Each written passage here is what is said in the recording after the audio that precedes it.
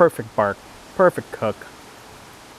Jiggly, jiggly, jiggly. It's exactly what you want. You want all that fat rendered. Amazing. Well, that's how it tastes. Hey, what's up everybody? Welcome back to Gerardo Grills. My name is Gerardo. Today I'm going to be making some beef ribs, but not the beef back ribs I've already made. We're going to be making some beef short ribs. I'm talking beef dino ribs, like the kind Fred Flintstone would be so proud to eat.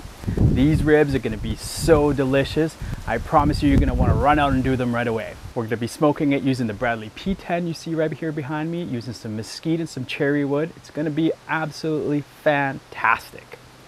Are you ready to get going? Let's go.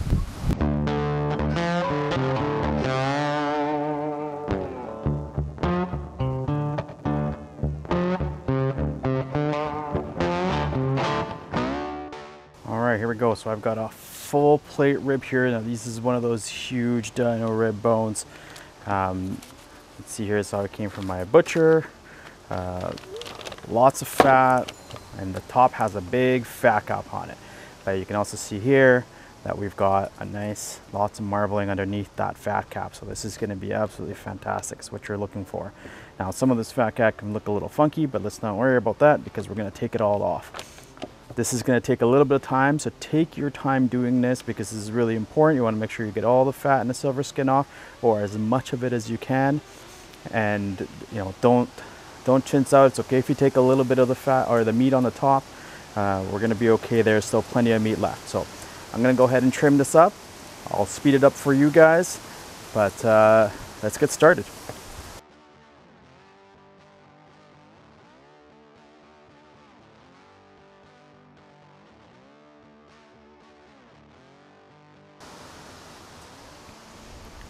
Okay, and there you have it. So this took a little bit of time. There's also, as you can see, there's quite a bit of fat that got taken out of here. Big pockets of fat all throughout here. There was a big one on the top here, one that kind of goes deep down in this side. You certainly don't have to go to this extent to trim it. You can just kind of trim it so that it's flat all the way across. You'll end up with some fat on here. Not all of it is going to render, the majority is not going to, so it'll stay there. You'll have quite a bit of fat within it, but it'll look a lot cleaner than what this looks like. For me, I like to just get down right down to the meat so that all of the meat gets some of the seasoning and so that it all gets some of the smoke. So I chose to take it all mostly down, and that's pretty much it. On the flip side, nothing to do here. We're going to season this slightly, but not a huge amount here. There is a membrane here to take out. We're not going to do that.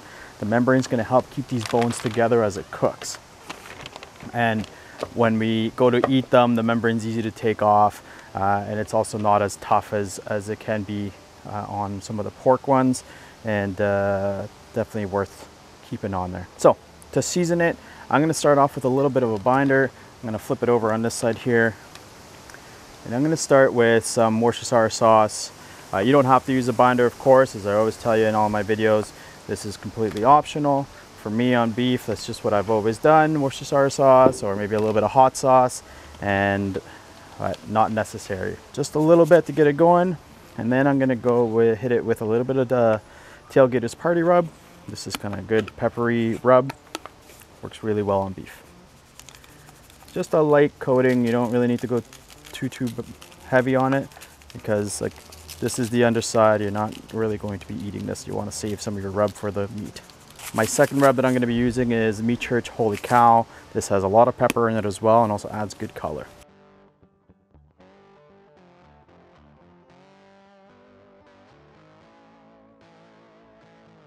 I'm going to flip her over and do it again.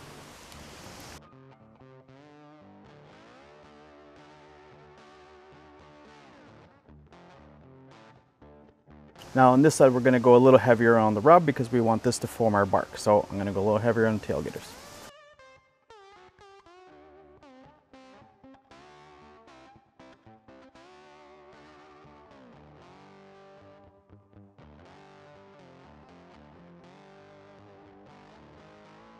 And there you have it. Now you've hit all sides.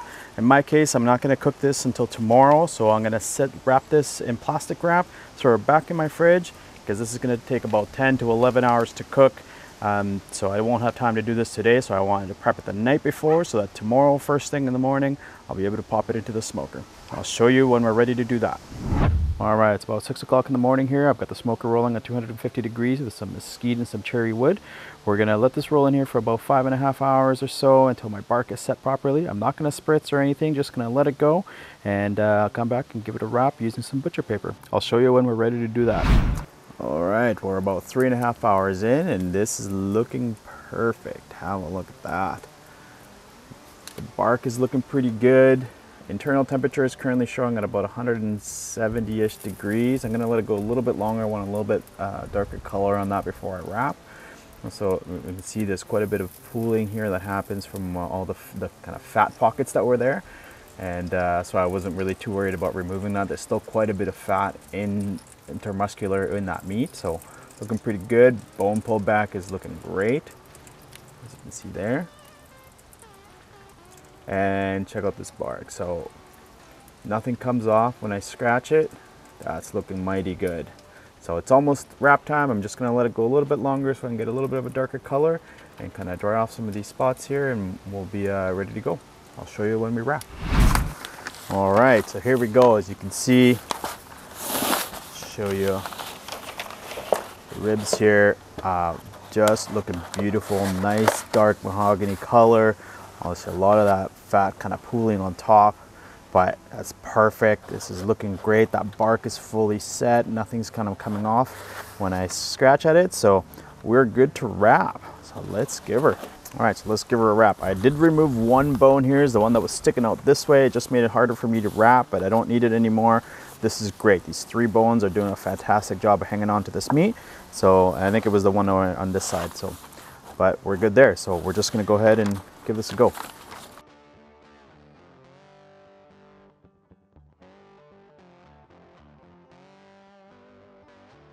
We're set there. I'm gonna put my probe back in. Just gonna feel for one of the thickest parts in the meat and just slide my probe back in. And I'm gonna put it back in there, and I'm gonna let this go until we get an internal temperature of about 205 degrees.